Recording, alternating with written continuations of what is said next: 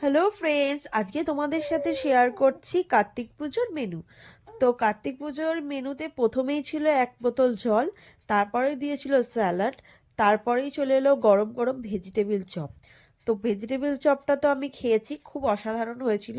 তারপরেই দিয়ে চলে গেল কচুরি। শীতকাল মানেই গরম গরম কড়াইশুটির কচুরি। তো বন্ধুরা, আমার জিভটা একটু জড়িয়ে যাচ্ছে, তো এটা স্কিপ করে যাবেন।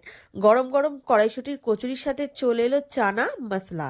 তো চানা মশলা দিয়ে আমি কচুরিটা খেয়ে নিলাম। খেতে খেতেই চলে এলো কার্তিক পুজোয় ফেমাস ফুলকপির তরকারি, এটা তো থাকবেই। তো চলুন, ফুলকপির তরকারিটাও দারুণ হয়েছিল, তার সাথে কাজুও দিয়েছিল।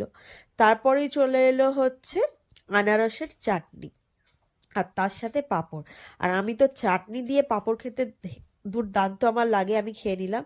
তারপরে চলে এলো রসগোল্লা। তো রসগোল্লার সাইজগুলো কিন্তু হেভি বড় বড় ছিল। তারপরে চলে এলো সন্দেশ। তো চলুন, এই ভিডিওটা এইটুকুই, আবার দেখাবে নেক্সট ভিডিও। সবাই ভালো থাকবেন, সুস্থ থাকবেন, বাই বাই।